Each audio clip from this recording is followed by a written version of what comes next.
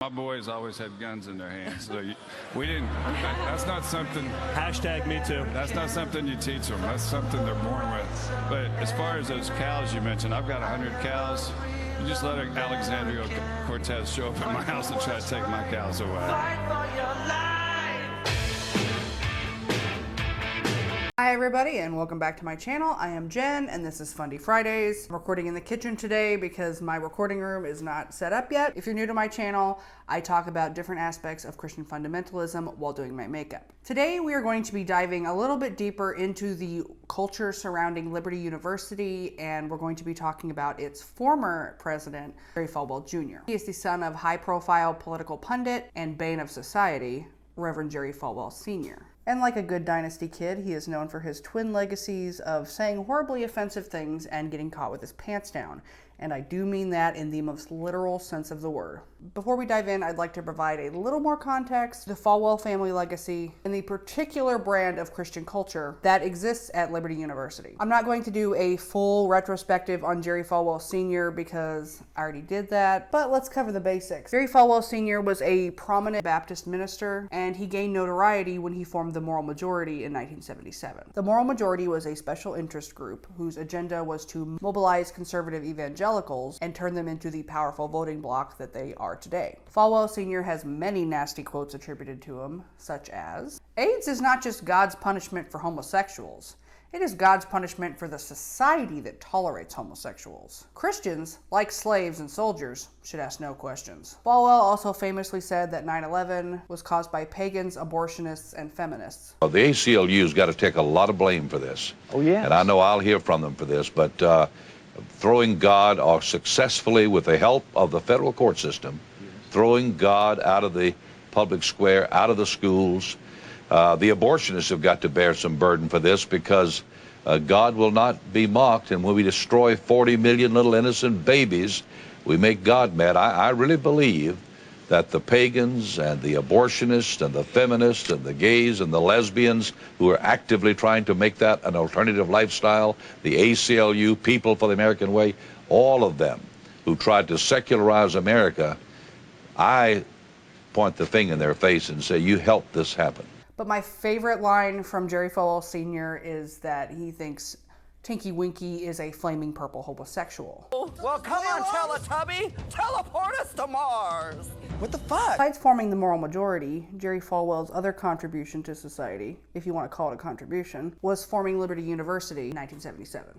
Liberty University is located in Lynchburg, Virginia, and it is one of the world's largest evangelical universities. Before these unprecedented times that we're going through, there was about 100,000 students, including 15,000 in person and plenty more online. Liberty also maintains an online high school program. Susanna Baird of House Girl Defined even attended. And yes, Liberty University is fully accredited, but as we're going to see, for many people, the education might not actually be worth the trouble. Liberty has undergone many changes throughout its history. First, when Liberty University was founded, it was initially advertised as a private school for white children, which was unfortunately pretty common at the time. Uptight racists around the country were rebelling against integration in schools by starting their own special private Christian schools, and they were appropriately nicknamed segregation academies. Liberty opened their doors to students of color, but unfortunately this change was not successful in changing the atmosphere at Liberty U. Current and former students of color have expressed that they feel like outcasts, and most of them aren't aware of who Jerry Falwell Sr. is or what the Moral Majority was. What was it like to be a Black student on the Liberty campus? If you're not in sports, it was hard, to be honest. People automatically look at you like you're different. Sometimes I was literally the only Black person in the classroom, which was really uncomfortable for me. I didn't really fit in with anybody sometimes, so it was hard. So I was isolated a lot of times. There were so many students who came into our office all the time and expressed frustration with just the lack of support for them on this campus when they have speakers come into convocation that actively speak against their experience and speak against their identity as minorities. I grew up in a country that is not racist. Lequan McLaurin graduated from Liberty in 2015 and worked at the school as the director of diversity retention. He wasn't familiar with Liberty's history before he enrolled. I actually didn't even know that Jerry Sr. existed until I got to Liberty. There's so many other students of color who come to the institution and are not aware of who Jerry Sr. is or what he stood for. They talk about Jerry Sr., but only in the most positive of light. There were students, who would drive around in their cars sometimes with the Confederate flag, either bumper sticker or tag to a certain degree as well. And so you knew your place. Walking in, I can remember going, this feels different. And you knew that you were outnumbered. You knew, okay, this is very right-wing conservative. Do you think Liberty is being honest with prospective students about, what the minority experience will be like for them on campus? I've seen the videos that and had to participate in the videos that talk about the, diversity experience on campus, and it's fabrication. So when you see the school say that they're a leader in providing educational opportunities for minorities, what is your reaction to that? It's laughable. I don't think there's anything else to say to it.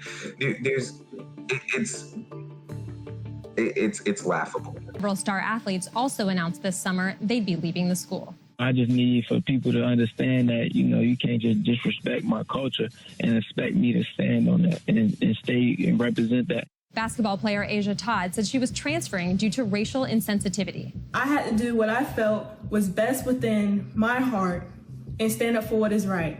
Was that tweet a turning point for you in terms of how you felt about the school? It definitely crossed the line for me. I know that there's going to be racism everywhere, but when it comes from the leader that's supposed to be leading the school that you're attending, it makes you feel like your value is no more than what you can do on the court. Over time, Liberty developed from a modest facility, a handful of pupils, being a significant presence in both the Lynchburg community and the conservative evangelical movement at large. And the students of Liberty are a huge presence in Lynchburg, and Falwell has been known to move commencement and finals and stuff to allow them time to register to vote and be able to vote in the local elections. So they're pretty powerful. Described as the bastion of the Christian right in American politics, university plays a prominent role for the GOP.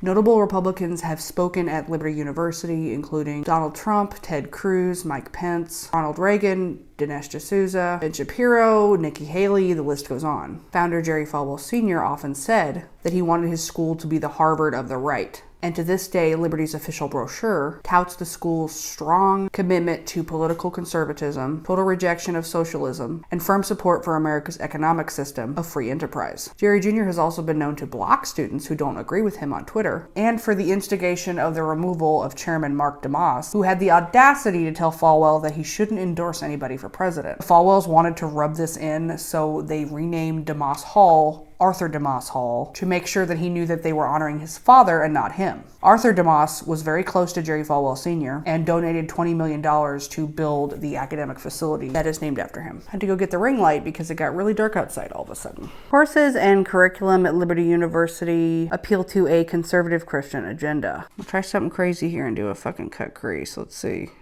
How's that look? Bad. Okay, we're gonna take it off.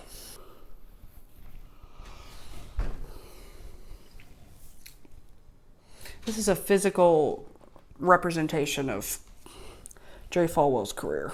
Fuck it, we're not doing red anymore. We're gonna do yellow. Courses and curriculums at Liberty hold to a conservative Christian agenda, with 3 required Bible classes for undergraduate students. The university's honor code, called the Liberty Way, prohibits media with an anti-Christian message, immodest dress, and unbiblical relationships like those outside of a biblically ordained marriage between a natural-born man and a natural-born woman. During my research, I came across this book by Kevin Roos, and he wrote The Unlikely Disciple, a Sinner's Semester at the Holiest University.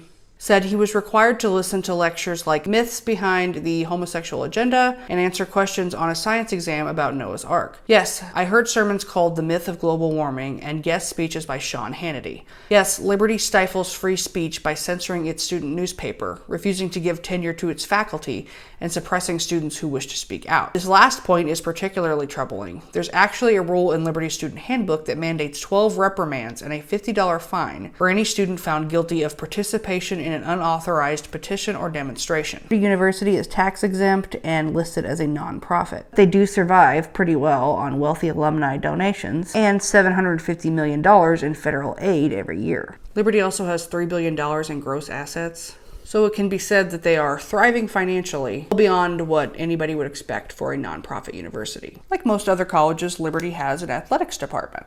What sets them apart, however, specifically in regards to their football program, is the combined duties to both win games and win souls. In fact, Jerry Falwell Jr. intended to model Liberty's football program more like a ministry than a sporting event. Liberty sees an opportunity, a place on the vast stage that is college football, which is something akin to a religious experience in America. There is no pulpit as well lighted as the end zone of a national championship game. We would be reclaiming on Liberty's mission if we didn't try. Falwell set out to make Liberty synonymous with Protestant academia, modeling the relationship with those after such as Notre Dame to Catholicism and BYU to Mormonism. And yes, they have been relentlessly mocked for this comparison. After all, you can't give yourself a nickname. This next section I'm going to read is from God's Right Hand, How Jerry Falwell Made God a Republican and Baptized the American Right. Falwell practiced a kind of muscular Christianity in the pulpit, and he wanted the same from his players. Our goal is to be the hardest hitting team anyone has ever played. Running back Jacob Pope, great name, told an interviewer, "We don't want them looking at us as a pansy team or a schedule builder. Their idea of being a Christian is a little bitty guy carrying a big Bible. What we do is out-hustle people, knock their heads off." Pope acknowledged that the team's reputation for hard-hitting might impede its efforts at evangelization. It's hard sometimes to show them the love of Christ after we beat them up and down the field. Say, "Hey, Jesus loves you," and they don't exactly understand. Liberty's football team is Division I, which if you didn't know, that means that they are in the division of college football with the strongest and most dominant programs. In a review of the 2019 College Football Comprehensive Rankings, Liberty ranked an incredibly prestigious 118 out of 130. For the record, when Jesus said the meek will inherit the earth, I guess that didn't include the red zone. In thinking of colleges from a business perspective, which Jerry Falwell Jr. forces us to do, it is most notable that D1 programs are allowed the privilege of awarding scholarships to a full football roster. This would theoretically allow them access to the nation's top tier of high school football players every year. But being D1 does not mean you're good. After all, the WWE still has jobbers. Out of 50 mother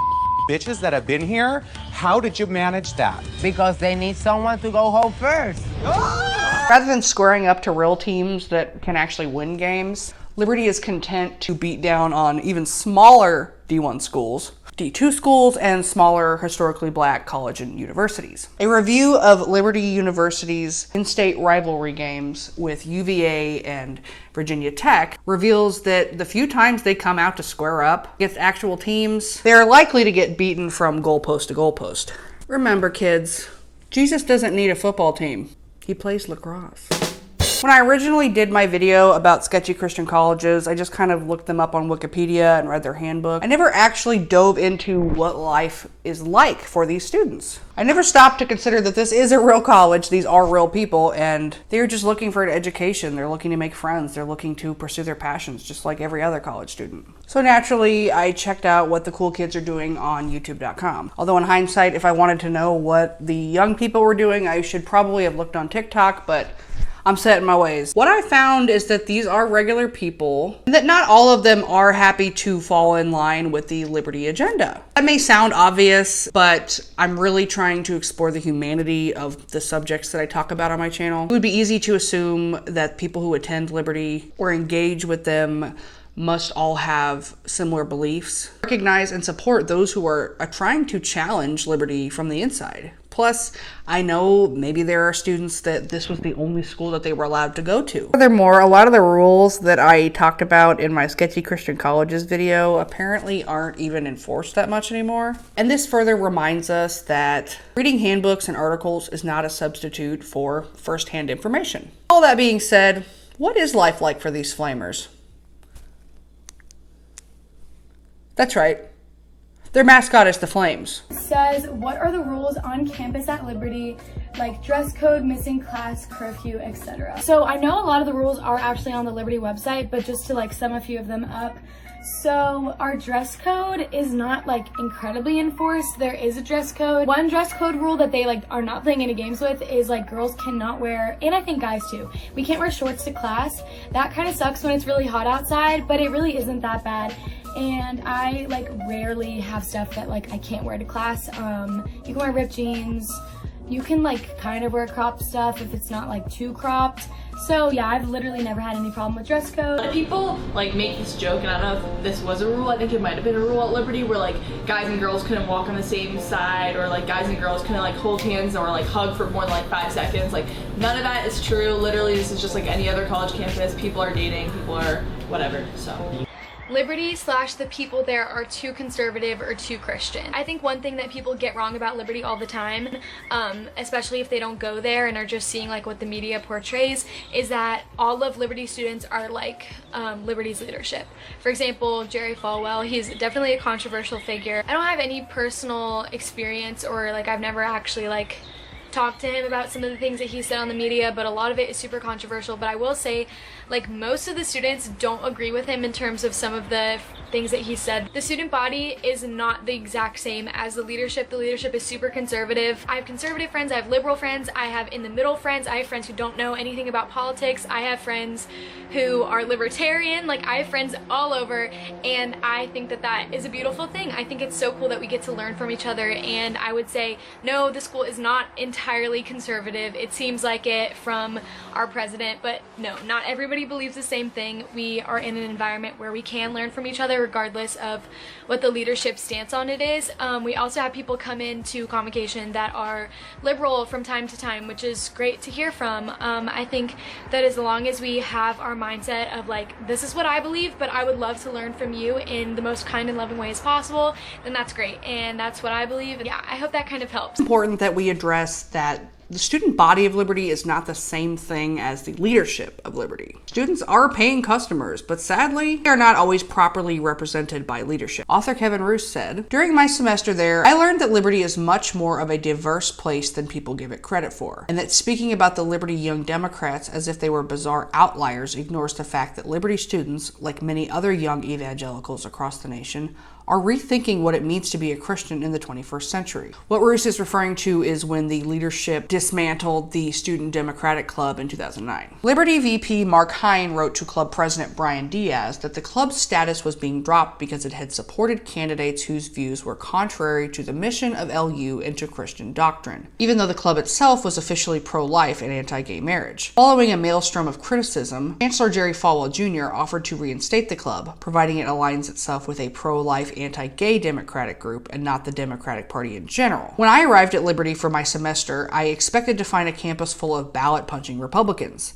I found those, but I also met Christian feminists, Christian civil libertarians, Christians opposed to the war in Iraq, Christian gay rights activists, and other Liberty students who challenged the norms of their parents' generation. As evidenced by the 32% of evangelicals between the ages of 18 to 29 who voted for Barack Obama last November, Christian and Republican are no longer synonymous in America, and Liberty's pathetic attempt to maintain a unified political stance by silencing dissent shows how out of touch the university is with its own student body. The students of Liberty are honestly just trying to get an education while staying true to their faith, and I don't blame them for that. Especially if these said students were attending the university because they got scholarships for sports. They have no idea who Jerry Falwell was. I personally wouldn't attend Liberty University because they would sniff me out immediately. They would ask me what my favorite Bible verse is, and I'd probably say Austin 3:16. Talk about your Psalms, talk about John 3:16. Austin 3:16 says I just whipped your ass. It seems like the leadership of Liberty have been trying to get rid of Falwell for years, but they were not able to remove him because of the nepotistic effect of his father's legacy. The board members of Liberty U have created this website, save71.org, where they listed their grievances for Jerry Falwell Jr. Over the past several years, President Jerry Falwell Jr. has damaged the spiritual vitality, academic quality, and the national reputation of Liberty University. We are a group of Liberty alumni, students, and faculty calling on the Board of of Trustees to permanently remove President Falwell and replace him with a responsible and virtuous Christian leader. To do this, the board should appoint an independent committee of leaders from within the Liberty community, as well as leaders outside of it, to begin the search for a new president. We will put forth names of people we believe should be nominated to this committee in the coming days. Liberty University, like any institution or person, needs to repent of its sins before seeking redemption. The Board of Trustees must acknowledge the damage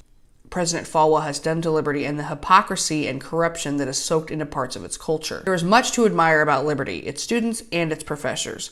But for too long, Liberty's leaders have used the school's virtues to shield its sins and used its power to cloak its failures. This must end now. We put no faith in riches or comfort, in status or power, but our faith in Jesus Christ alone, and we want Liberty University to follow him. So, without further ado, Jerry Lamone Falwell Jr. was born June 17, 1962 to Jerry Falwell Sr. and Maisel Falwell. Here's a picture of him with his dear old dad. Jerry Jr. is not a theologian, but he is a lawyer and a businessman. I won't take away from his accomplishments. I mean, he literally has a doctorate, but it's also reasonable to say that he probably shouldn't be the leader of the world's largest evangelical university. Falwell Jr. attended Liberty University, where he obtained a Bachelor of Arts in History and Religious Studies in 1984. And then he went on to the University of Virginia Law School, where he obtained a Juris Doctor in 1987. Falwell served in private practices in Virginia and as the lawyer for Liberty University. From the very beginning, this was a rocky and controversial move. The university came under scrutiny for its alleged authoritarian control over employees and students, nepotism towards Falwell family-owned businesses in the school's investments, and increasing influence of Falwell's wife Becky in school affairs. A 2009 Political article described the university as a dictatorship in which Falwell ruled through fear. It also reported that the university had sold merchandise promoting Donald Trump's presidential campaign, and that Falwell Jr. had crude discussions about his sex life at work and had showed other Liberty employees provocative photos of his wife. Tenure and its protections are not available to Liberty faculty members outside of law school.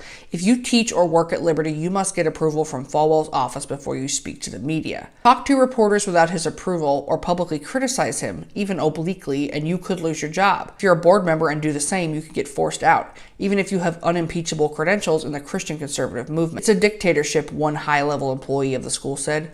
Nobody craps at the university without Jerry's approval.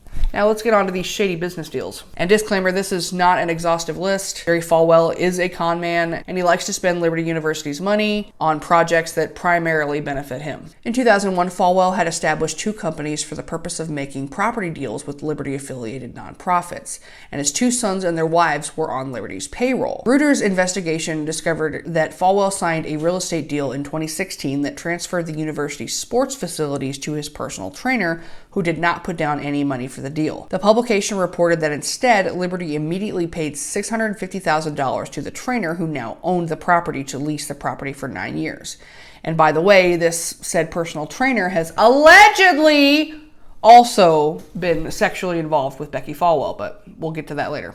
Like Falwell's decision to hire his son Trey's company to manage a shopping center owned by the university, Falwell's advocacy for loans given by the university to his friends, and Falwell's awarding university contracts to businesses owned by his friends. "We're not a school, we're a real estate hedge fund," said senior university official with inside knowledge of Liberty's finances. "We're not educating, we're buying real estate every year and taking students' money to do it." Falwell's political views do not stray far from his daddy's either. He is proudly homophobic. In April of 2009, following the Miss USA same-sex marriage controversy, Falwell offered a full-ride scholarship to Carrie Pridgeon. Falwell announced that if the federal government forced recipients of its aid to comply with LGBTQ discrimination protections, he would simply forego the money. In March 2019, Falwell and his wife were discussing their new baby granddaughter, Reagan. The controversy erupted. In March 2019, Falwell and his wife were having a roundtable discussion with Don Jr. and his wife. "She's our granddaughter, and we're raising her as a girl. We're not letting her have a choice. God makes the choice of what the babies are going to be, and God decided she would be a girl." Jerry Falwell said there was no need to make a concerted effort to raise their granddaughter as a girl because she's got a little baby doll right under her arm every second. And you know what? There were actually students who protested this at Liberty University. It makes me so happy. They're actually really doing the damn thing. Madison Garner, a senior who organized the protest, called the Falwell's comments transphobic and said she was moved to stage the demonstration to show support for Liberty students who may have experienced sexual abuse or who are members of the LGBT community. Regardless of where you stand, we all agree that we should show these students love and support. Respecting people shouldn't be controversial. Isaac Rowley, a transgender man and Liberty graduate who now runs transgender programs for the Lynchburg Diversity Center, said transphobia marginalizes those who fall outside of the traditional male-female gender binary and opens them up to abuse or violence. The biggest takeaway is that for transgender students, with those kinds of comments, you don't feel accepted, you don't feel loved, and you don't feel protected. Falwell was also an Islamophobe and a gun nut, because honestly it would be weirder if he wasn't. If some of those people in that community center had what I've got in my back pocket right now,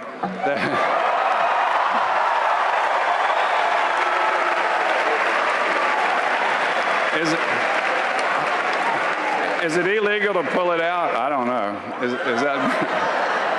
Anyway. I've always thought if more good people had concealed carry permits, then we could end those Muslims before they walk in and kill it. Gary Jr. has also been under fire for his weird and persistent loyalty to Donald Trump. Many believe he's so supportive of Trump because he wants to be a politician, and that wouldn't be that big of a jump for him. After all, Trump did offer him the position of Secretary of Education. In 2019, emails had surfaced where Falwell was mocking students and faculty. He was calling them half-wits, bag of air, and the R word. It was hard for some to speak out.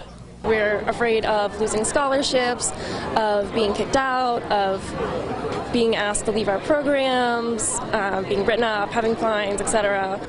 But the students say it's important.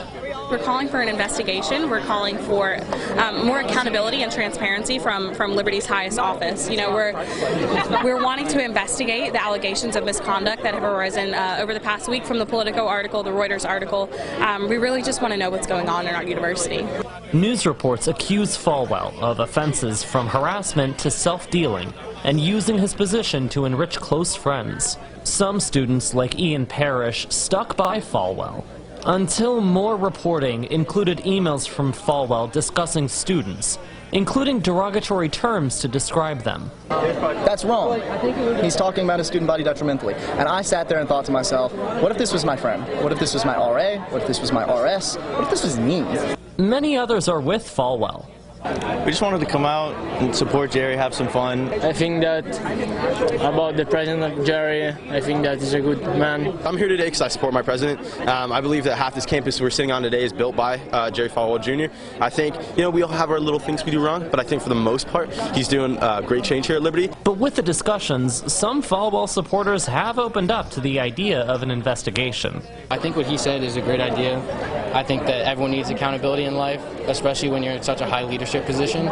While there were heated discussions between students who disagree, the Bible says we're supposed to hold each other accountable. Do we not do that now? I'm not saying what you're doing is wrong. So what? Yeah. So I shouldn't stand here and hold someone who has authority over my life accountable? It was a peaceful event, as Falwell himself noted on Twitter, writing, "I'm so impressed with how Liberty U students conducted themselves today at the protest. The ones who had concerns and the ones who supported me were both respectful and not angry. Very Christ-like in their behavior. Our students are an example the world can learn from." Some students I spoke with went as far as to call for Falwell to step down. Others are just looking for a formal apology from the president or more accountability and oversight on Jerry Falwell Jr. But the one unifying message that all students on all sides of this issue shared is that they love their university and they're just fighting for what they believe is best for Liberty. He also put the lives of students and faculty at risk when he decided to keep campus open at the height of coronavirus. Well, we have 100,000 students that are studying online, only 15,000 on campus already, so the majority of our student body is already off campus. And so, but the 15,000 that are here, many of them have asked us, please do not cancel classes, don't send us home to do online. We love it here, we want to stay. What we have done is eliminated any large crowds, any events that involve large crowds. And, you know, it's just strange to me how so many are overreacting. The H1N1 virus in 2009 killed 17,000 people. It was the flu also, I think. And there was not the same hype. It was, you just didn't see it on the news 24/7. And it makes you wonder if there's a political reason for that. You know, impeachment didn't work, and the Mueller report didn't work, and Article 25 didn't work, and so maybe now this is their next attempt to get Trump. But I had the owner of a restaurant asked me last night.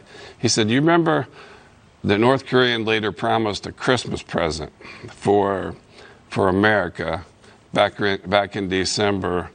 Could it be they got together with China and this is that present? I don't know, but it really is something strange going on." He mocked the Virginia mask mandate by posting a picture of a face mask that featured Virginia Governor Ralph Northam doing blackface. And I said, "Fine. Starting Friday, we all have to wear masks in Virginia." I said, "Fine, I'll reluctantly wear it, but only if it's got a picture of Governor Blackface on the mask." It was a convoluted dig at Virginia Governor Ralph Northam, who had just instituted an ordinance requiring masks to prevent COVID-19. Falwell later said he was trying to make the point that Democrats were the real racists. So without further ado, what you all came for, let's discuss the cuckening. In 2016, Jerry Falwell Jr. hired Trump's former lawyer, Michael Cohen, to make some pictures disappear. Contents of these pictures have never been revealed. However, Cohen described them as the kind of pictures that would be kept between man and wife. Then he said, "I actually have one of those photos. It's terrible." So in August of 2020 is where our story really picks up. Falwell was at a Trailer Park Boys themed yacht party. Rich people sure do love cosplaying poor people, huh? During this party, he posted a picture of himself with his pants down and his tummy out, with his arms wrapped around his wife's secretary, who also had her pants down and tummy out. The caption underneath the photo says, "More vacation shots. Lots of good friends visit us on the yacht. I promise that's just black water in my glass. It was a prop only." So you're telling me that this man is such a drunk that he said he had black water in his glass instead of Pepsi? Does he carry around food coloring? Like, I'm speechless. This photo, although not technically vulgar, was really strange coming from him, and people were very curious and shocked to see it. After all, the type of stuff he was doing in those pictures would get any Liberty University student expelled. Falwell made the whole situation worse, again, by calling into a radio show to explain the picture, but he was slurring his words, and I'll just play it for you. What was up with that picture on Instagram? You know, it was weird because she's pregnant, so she couldn't get her pants zipped, and so I was like trying to I had on a pair of jeans that I haven't worn in a long time, so I couldn't get mine zipped either, and so I just put my belly out like hers, and it was just she's my wife's assistant, and she's a sweetheart, and I should never put it up because it embarrassed her, because anyway, I've apologized to everybody, and I promised my kids I'm gonna try to be a good boy from here on out. All right, so and was this TV show, this Trailer Park Boys thing? Yeah, whatever. It was just the costume party and we were on vacation, and anyway, long story short, it was just in good fun. That's it. After this photo was released, Falwell said he was resigning, and then he took it back almost immediately. Following that, rumors began to spread that he was going to be fired.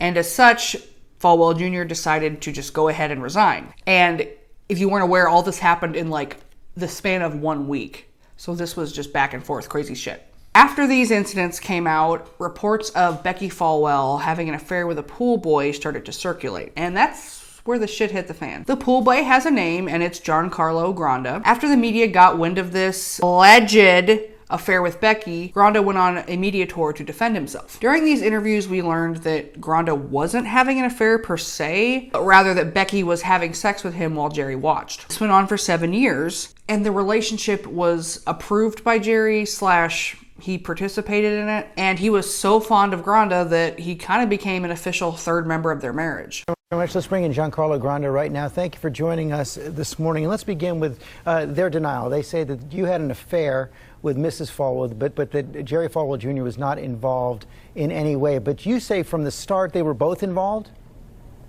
First off, thank you for having me on. And Jerry's lying. That was his game plan from the beginning, to just throw her under the bus, which I think speaks a lot about who he is, about his character. And he was aware from day one of our relationship, and he did in fact watch. So how would that work? Describe the encounters.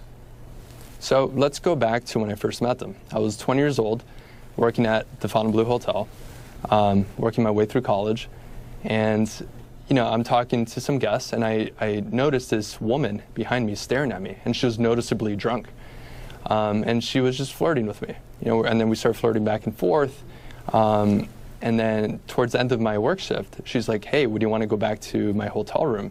And as a single 20-year-old, I'm like, "Yeah, of course." And then she's like, "But my husband wants to watch." And immediately I thought it was a bit strange, and I backed off. She's like, "Oh no, but he's not going to do anything. He's just going to sit in the corner, and he just wants to watch, and it's his thing." And she mentioned that they were actually at a swingers club the night before, Miami Velvet. But it wasn't their thing. They said it was kind of gross because there was too many people, and they wanted a more intimate session. So I had no idea who they were at the time. After my work shift, they called me through a blocked number to schedule where to meet, and we met at another hotel. And I walk into the lobby, and Becky's sitting there waiting for me, and we were both nervous at the time. And then she offered me whiskey to relax, to calm my nerves. We talked for a bit, I relaxed, and then we went upstairs, and Jerry was laying on the bed. He was laying on the bed, he was drunk, and he was giggling. And again, I'm kind of weirded out at this moment, and I said, "Hey, if at any point you get jealous or you want me to back off, just let me know, and I'll walk out of here." He's like, "No, just go for it." And so this would then that's how it happen began. on other occasions as well, and what would he be doing? Right. I mean, I don't want to go too much into the details. I don't want to go too much into the details, but he enjoyed watching. He went on vacations with them. He received lavish presents, which included more shady business deals. After that Fontainebleau, or the hotel, that first night, shortly after, we had a weekend getaway at Chica Resort in the Florida Keys. And in this trip, we were doing our, the nature of the relationship continued there. And, I mentioned to them that when I was younger, right, when I was in high school, I suffered with video game addiction. At the time I was timid, a bit nervous, and I believe, now in hindsight, that they spotted these weaknesses and made me an ideal target. I shared, this passion project of mine, where it's a company that would connect video gamers suffering with video game addiction and families with health coaches. And he's like, "Oh, I think that's an excellent idea, and actually you could probably partner up with Liberty. You should come to New York with us. We're having a business trip, and we could talk more about it." And then in this trip in New York City, we stayed at the Gansevoort Hotel on Park Avenue, and he said, "Look, I really like your idea, but before you can ever help anyone, you need to make a lot of money yourself. So I have and this is Jerry saying, he's like, "I have a background in real estate. Pick a property in Miami. Pick a handful of properties. We'll get the best one, and you'll get a 25% ownership stake in it." And that's exactly what I did. And then there's this clip of a phone call between Becky, Jerry, and John, and it seems like, to me, that John and Becky were in a romantic entanglement of sorts, and Jerry was fully cooperative. As you'll see in the clip, they have a playful conversation about Becky being jealous when John hooks up with other people. John's been very busy lately. Yeah. So. His new thing is like telling me every time he hooks up with people, like I don't have feelings or something. You're gonna make us jealous. Yeah. Not trying to do that. Like a week ago, I was in tears for a whole freaking day. Come on. He's like, "I hooked up with this girl at dinner, and then I got her an Uber," and I'm like, just completely depressed. After all this happened, Becky Falwell asked Christians to forgive her and her husband Jerry, and said, "It's a shame that Christians can't give us the same forgiveness that Christ has given us." I hate to be the one to break it to you, Becky, but we don't actually care that your husband is being cucked. We care that you run a racist and homophobic university that your husband launders money through. Sorry, allegedly launders money through. And ironically, these same liberals that you vilify would likely be supportive of your alternative relationship if you weren't such a judgmental ass bag. Granda gave several interviews and actually exposed even more creepy shit about the Falwells. One final question. You also alleged that Jerry Falwell Jr. sent you a compromising photo of a Liberty University student. He says the photo was a friend of his daughter-in-law, not sexual in any way. What do you say to that, and what can you tell us about the photo? Look, I don't know the context of the photo. All I know is that I was with him and Becky at a hotel in Miami Beach, at the Lowe's Hotel. We were having drinks. They ordered me drinks, we were having drinks, and then he sent me the picture. And I tried to act cool about it. I didn't want to overreact, but immediately I thought it was bizarre, you know, considering the nature of our relationship. And at that moment, I'm like, huh, something more is going on here. I don't like this, but I didn't say anything. I didn't know what to do. But again, I don't know the context behind it. And whatever explanation to get it's fine. That doesn't matter. The point is, it's why did he have that picture? Why did he share it? And why was he joking about it? He publicly said that he was joking about it. I think that should raise some questions. And in rebuttal, Falwell made it worse. He had this to say to the Washington Post. His daughters-in-law were using the guest house, and he claimed one of them pulled her skirt up while being filmed. She had on, I don't know how to say this, granny panties, he said, saying that he sent the screenshot to several people because he thought it was funny. This situation was the final nail in the coffin for Falwell's reputation. It had been a bit of an open secret that Falwell is a pervert, and he likes to vividly describe his sex life to his colleagues at Liberty. And the language of these conversations could be described by Republicans as locker room talk. And the faculty at Liberty are required to sign these ironclad non-disclosure agreements. So even if they wanted to report on this behavior, it would be an uphill battle. And here on Fundy Fridays, you know, we're all about equal rights. I need to inform you that Jerry Jr. was not the only pervert in this situation. Becky Falwell was out there jumping into bed with students and performing sexual acts on them. Women can be abusers too. Hashtag feminism. Hashtag Shevangelical. As of September 7th, 2020, the day that this script was finalized, Jerry Falwell Jr. is no longer the president of Liberty University. He officially resigned and is getting a very substantial severance package of $10 million. Call me crazy, but I think he's gonna be fine. He has plenty of fuck you money at this point. Word has gotten out that Jerry Prevost is going to be the new president, and he's not much better in my opinion. He's an old school fundamentalist who has been known to be pretty homophobic. Remember, kids, progress with evangelicals is often slow and frustrating. So here are my final thoughts. Faith and education don't have to be at war. I believe they can coexist. After all, if you believe that God created everything, it would stand to reason that God has also invented the laws of physics, chemistry, and biology. There are scientists out there who are devoted Christians and believe in evolution. And you also have people like my high school chemistry teacher who told us that global warming was a myth. I'm not going to tell you his name for fear of doxing myself, but he's running for state rep and he looks like this. In all seriousness, the argument that I'm trying to make is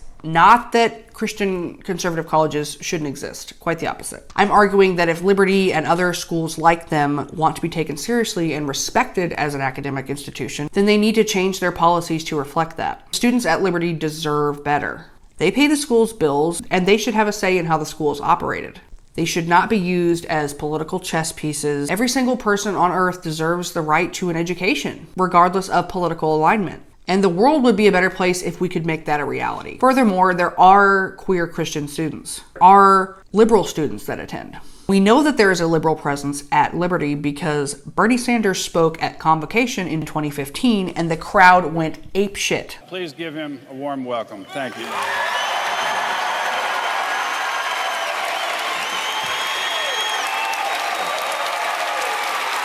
Thank you.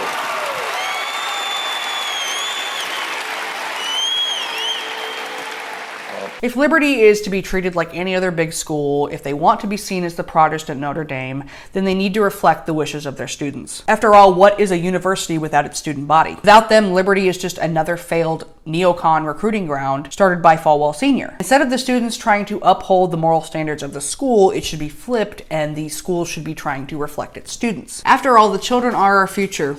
And they are paying customers. I'm always hearing evangelicals say that being a Christian is countercultural, that they are rebels, and following scripture to a T is the only way to be a good Christian. Basically, if you're not being persecuted, you're not doing it right. But how amazing, how radical, how wonderful would it be if liberty embraced the communities that they shun? What if there was classes that explored other religions? What if the leadership didn't actively snuff out the free speech of its students? It's a well-known fact that Falwell had veto power over any article written in the student newspaper. And the school leans so conservative that they even shut down a libertarian group because it supported cannabis. Jonathan Martin, an anti-Trump Christian author, was kicked off of campus in 2017. Pretty recently, Liberty's Director of Diversity Retention, Quan McLaren, posted a Black Lives Matter solidarity message on Instagram, complete with Bible verses backing up the phrase. Within an hour, McLaren said, an administrator had removed the post. And yes, it is pretty neat that they get speakers to come to convocation that are liberal. If you didn't know, attendance for convocation is required and students can be fined and punished for not going.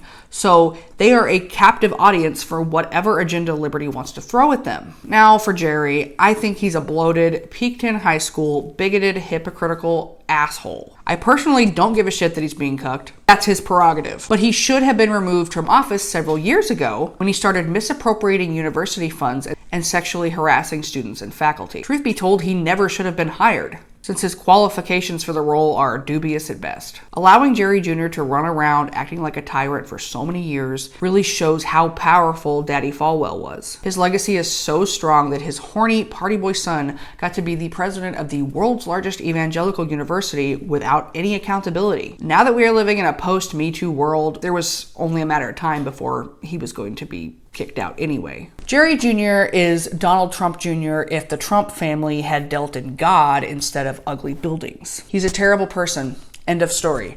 And he abused the power that he was given. And you know what the Bible says? With great power comes great responsibility. Hey everybody, just a little heads up, I have too many patrons now to be reading all their names, which is a good problem to have. So I would like to thank all of you who give me money every month on Patreon. You are really kicking ass and taking names. I am so glad to have you. I'm so glad that we have this community that's thriving and I get to spend time with all of you wonderful people. Especially if you weren't aware, I've been getting really terrible hate comments, and everybody that I've spoken to has encouraged me so much and been so fucking sweet and have made me feel way better. And that's just, money can't buy that amount of love that you guys are giving me, and I'm just so thankful for it. If you'd like to see more, remember to consensually smash that like and subscribe button. And as always, I do have all of the sources I used in the info box below if you'd like to do your own digging. I got some fun stuff coming up in October, and I love you, and I'll see you later. Save a horse, ride a cowboy. Everybody says, save a horse, ride a cowboy. Hey everybody, one more thing. Recently I was on my friend Austin's podcast, Who the F Is, and we are discussing Bill Gothard. On their show, they are two buddies just trying to figure out who historical figures are, and it's really fun. If you would like to listen to it, you can get it from wherever you get your podcasts from. It is the first link in the description box.